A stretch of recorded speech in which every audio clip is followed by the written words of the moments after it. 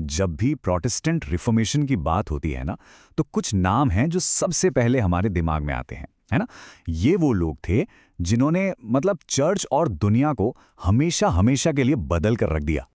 हाँ, बिल्कुल सही सोचा। मार्टिन लूथर, जर्मनी में क्रांति की शुरुआत करने वाले, और जॉन कैल्विन, जिनेवा के वो महान धर्मशास्त्री। सही मायनों में यही नाम तो उस दौर की पहचान है। लेकिन क्या हो अगर मैं कहूं कि एक और ऐसा शख्स था जिसका प्रभाव शायद इन दोनों के बराबर ही था, पर आज आज इतिहास की किताबों में उसका नाम कहीं खोसा गया है। जी हां, आज हम बात करेंगे उसी भूले हुए विचारक पीटर मार्टर वर्मिग्ली की। तो आज की इस पड़ताल में हम वर्मिग्ली की पूरी कहानी देखेंगे। उनका शुरुआती जीवन कैसा था, कैसे उनके विचार बदले, फिर कैसे उन्हें देश छोड़ना पड़ा, और आखिर में उनकी विरासत क्या रही। तो चलिए शुरू करते हैं। देखिए, वर्मिग्ली जैसी लोगों को याद करना आज भी बहुत ज़रूरी है। क्यों? क्योंकि इससे हमें अपने विश्वास की जड़ों को, उसकी नींव को समझने में मदद मिलती है।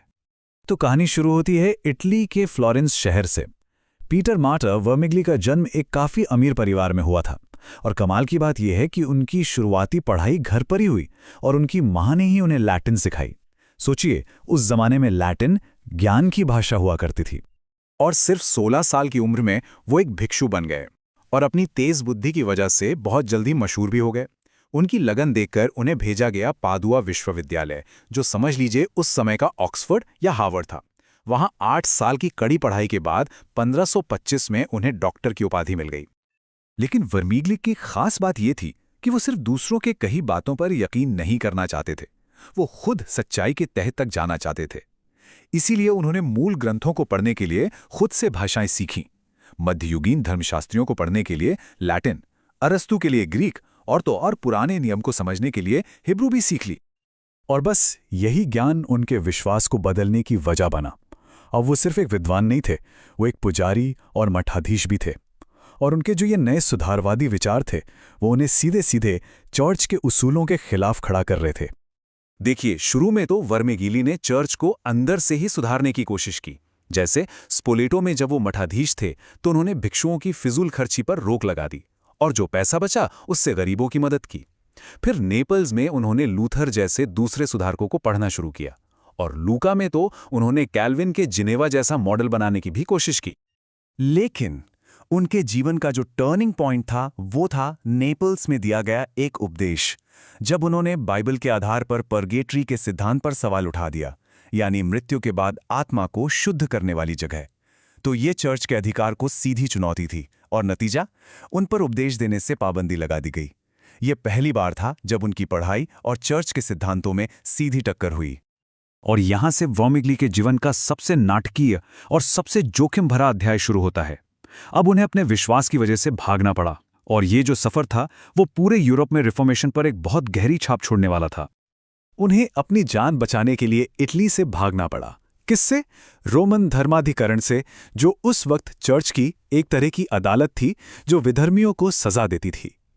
तो अपने विश्वास के लिए वो एक शरणार्थी बन गए।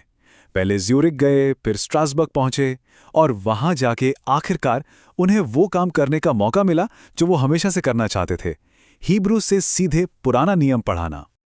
और फिर वर्मिग्ली का प्रभाव इंग्लैंड तक जा पहुंचा। वहां के आर्च बिशप थॉमस क्रैनमर ने उन्हें चर्च ऑफ इंग्लैंड में सुधार के लिए बुलाया। सोचिए, ऑक्सफोर्ड में धर्मशास्त्र के प्रोफेसर बनकर उन्होंने धर्म के 42 लेखों को लिखने में मदद की, और तो और 1552 की जो बुक ऑफ कॉमन प्रेयर थी, उससे बनाने में भी उनका बहुत बड़ा हाथ था। ये दोनों ही दस्तावेज आज भी एंग्लिकन चर्च की बुनियाद माने जाते हैं। लेकिन फिर इंग्लैंड में हालात बदल गए। जब कैथोलिक रानी मैरी, जिन्हें ब्लडी मैरी भी कहा जाता है, गद्दी पर बैठी, तो प्रोटेस्टेंटों पर जुल्म का एक भयानक दौर शुरू हो गया। वर्मिग्ली को एक बार फिर भागना पड़ा, और आप उस दौर की नफरत का अंदाजा इस बात से लगाइए कि एक कार्डिनल ने वर्मिग्ली के मृत पत्नी के शव को कब्र से खुदवाकर गोबर के ढेर पर फेंकवा दिया था। ये उस वक्त की कड़वी सच्चाई थी। तो चलिए, अब हम इस चर्चा के सबसे अहम हिस्से पर आते हैं, वो धार्मिक बहस, वो थियोलॉजिकल डिबेट जिसने न सिर्फ वर्मिग्ली के काम को, बल्कि पूरे के पूरे रेफर्मेशन को एक नई दिशा दी। अक्सर लोग सोचते हैं कि रिफॉर्मेशन सिर्फ विश्वास और कर्मों की लड़ाई थी, लेकिन नहीं, एक और सवाल था जो बिल्कुल केंद्र में था और जिसने चर्च को बांट कर रख दिया। वो सवाल था यीशु के इन शब्दों का मतलब, ये मेरा शरीर है। जब उन्होंने अंतिम भोजन में ये कहा तो उनका असल में मतलब क्या था? क्या वो रोटी और शराब सचमुच उनका शरीर और खून बन जाते हैं? अब इस एक सवाल पे ना 4 अलग-अलग जवाब थे। कैथोलिक चर्च का मानना था कि रोटी और शराब सचमुच में यीशु के शरीर और खून में बदल जाते हैं। लूथरन कहते थे कि यीशु का शरीर रोटी शराब के साथ मौजूद है। ज़्विंगली का कहना था कि ये तो बस एक प्रतीक है, एक यादगारी है। और फिर आए वर्मिंगली और कैल्विन, जिन्होंने एक बीच का रास्ता निकाला। उन्होंने कहा कि मसीह सच में मौजूद हैं, पर फिजिकली नहीं बल्कि स्पिरिचुअली यानी आध्यात्मिक रूप से, और हम उन्हें विश्वास के जरिए पाते हैं। अपने इस आइडिया को समझाने के लिए वर्मिग्ली ने एक बहुत ही दिलचस्प कॉन्सेप्ट दिया, डुप्लेक्स मैंडुकेटियो। लैटिन में इसका मतलब है डबल ईटिंग या दोहरा भोजन।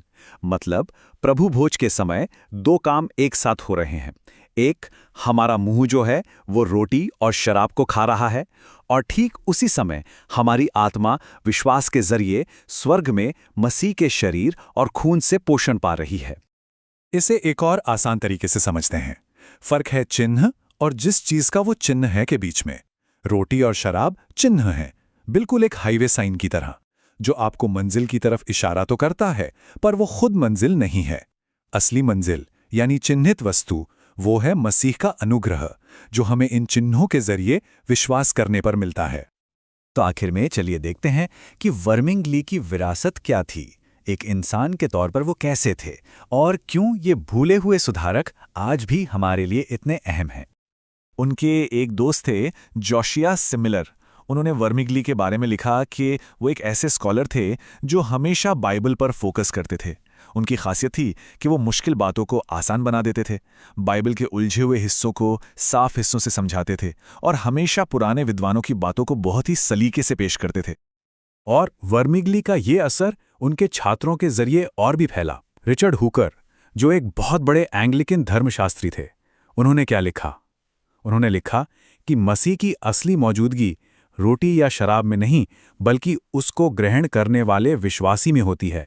ये आइडिया सीधा वर्मिग्ली की शिक्षा से आया था, और ये दिखाता है कि कैसे उनके विचारों ने एंग्लिकन थियोलॉजी की नींव रखी।